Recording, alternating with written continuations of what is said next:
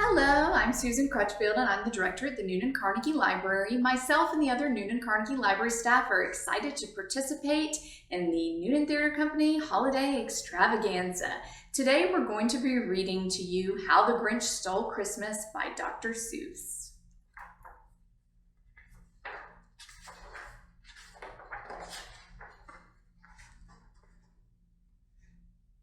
Every Who down in Whoville liked Christmas a lot. But the Grinch who lived just north of Whoville did not. The Grinch hated Christmas the whole Christmas season. Now please don't ask why. No one quite knows the reason.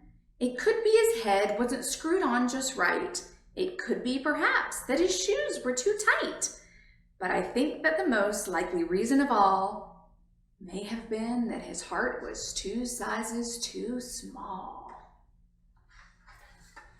But whatever the reason, his heart or his shoes, he stood there on Christmas Eve hating the Whos, staring down from his cave with a sour Grinchy frown at the warm-lighted windows below in their town. For he knew every Who down in Whoville beneath was busy now hanging a mistletoe wreath. And they're hanging their stockings, he snarled with a sneer. Tomorrow is Christmas, it's practically here. Then he growled with his Grinch fingers nervously drumming. I must find some way to stop Christmas from coming. For tomorrow he knew all the Who girls and boys would wake bright and early. They'd rush for their toys.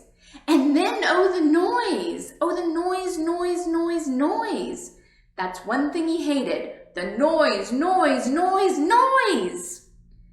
Then the Whos young and old would sit down to a feast, and they'd feast, and they'd feast, and they'd feast, feast, feast, feast! They would feast on Who pudding and rare Who roast beef, which was something the Grinch couldn't stand in the least. And then they'd do something he liked least of all. Every Who down in Whoville, the tall and the small, would stand close together with Christmas bells ringing. They'd stand in hand, and the Whos would start singing. They'd sing, and they'd sing, and they'd sing, sing, sing, sing. And the more the Grinch thought of this Who Christmas sing, the more the Grinch thought, I must stop this whole thing. Why, for 53 years I've put up with it now. I must stop this Christmas from coming. But how? Then he got an idea. An awful idea.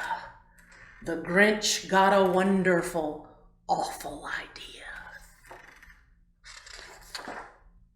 I know just what to do, the Grinch laughed in his throat. And he made a quick Santa Claus hat and a coat. And he chuckled and clucked. What a great Grinchy trick.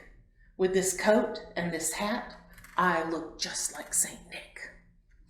All I need is a reindeer, the Grinch looked around. But since reindeer are scarce, there was none to be found. Did that stop the old Grinch? No, the Grinch simply said, if I can't find a reindeer, I'll make one instead. So he called his dog Max, then he took some red thread, and he tied a big horn on top of his head. Then he loaded some bags and some old empty sacks on a ramshackle sleigh. Then he hitched up old Max. Then the Grinch said, get up, and the sleigh started down toward the homes where the Whos lay a snooze in their town. All their windows were dark, quiet snow filled the air. All the Whos were all dreaming, sweet dreams without care. When he came to the first little house on the square, this is stop number 1, the old Grinchy Claus hissed. Then he climbed to the roof, empty bags in his fist. Then he slid down the chimney a rather tight pinch, but if Santa could do it, then so could the Grinch.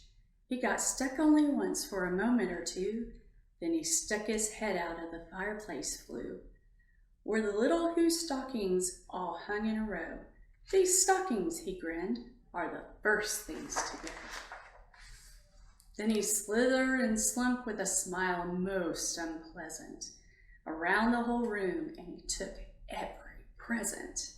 Pop guns and bicycles, roller skates, drums, checkerboards, tricycles, popcorns, and plums, and he stuffed them in bags. Then the Grinch very nimbly stuffed all the bags one by one up the chimney. Then he slunk to the icebox. He took the Who's feast.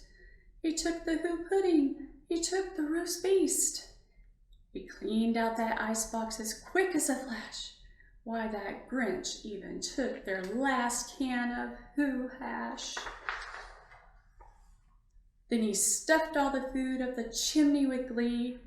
And now, grinned the Grinch, I will stuff up the tree. And the Grinch grabbed the tree and he started to shove. Then he heard a small sound like the coo of a dove.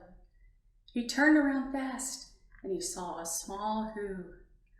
Little Cindy Lou Who, who was not more than 2. The Grinch had been caught by this tiny Who daughter who'd got out of bed for a cup of cold water. She stared at the Grinch and said, "Santa Claus, why? Why are you taking our Christmas tree? Why?" But you know that old Grinch was smart and so slick. He thought up a lie and he thought it up quick. "Why, my sweet little tot," the fake Santa Claus lied, "there's a light on this tree that won't light on one side. So I'm taking it home to my workshop, my dear. I'll fix it up there. Then I'll bring it back here." And his fib fooled the child. Then he patted her head, and he got her a drink, and he sent her to bed. And when Cindy Lou Who went to bed with her cup, he went to the chimney and stuffed the tree up. Then the last thing he took was the log for their fire. Then he went up the chimney himself, the old liar. On their walls he left nothing but hooks and some wire. And the one speck of food that he left in the house was a crumb that was even too small for a mouse. Then he did the same thing to the other Who's houses, leaving crumbs much too small for the other Who's mouses. It was 15:15, all the Who's still abed, all the Who's still a snooze, when he packed up his sled. Packed it up with their presents, the ribbons, the wrappings, the tags and the tinsel, the trimmings, the trappings. 3,000 feet up the side of Mount Crumpet, he rode with his load to the tip-top to dump it.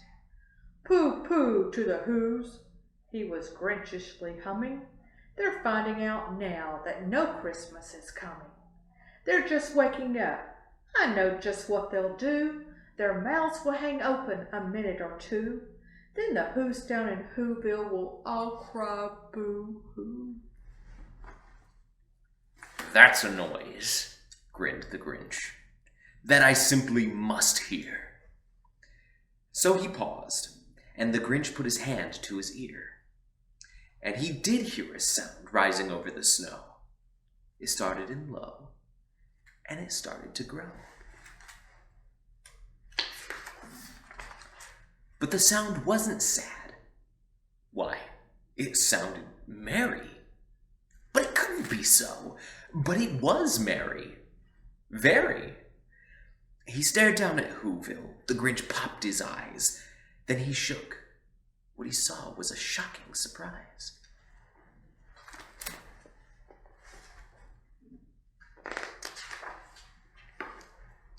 Every Who down in Whoville, the tall and the small, was singing, without any presents at all. He hadn't stopped Christmas from coming. It came. Somehow or other, it came. Just the same. And the Grinch, with his Grinch feet ice cold in the snow, stood puzzling and puzzling. How could it be so? It came without ribbons. It came without tags. It came without packages, boxes, or bags. And he puzzled 3 hours till his puzzler was sore. Then the Grinch thought of something he hadn't before. Maybe Christmas, he thought, doesn't come from a store. Maybe Christmas, perhaps, means a little bit more. And what happened then? Well, in Whoville they say that the Grinch's small heart grew 3 sizes that day. And the minute his heart didn't feel quite so tight, he whizzed with his load through the bright morning light, and he brought back the toys and the food for the feast. And he himself, the Grinch, carved the roast beast. The end. Merry Christmas, everybody.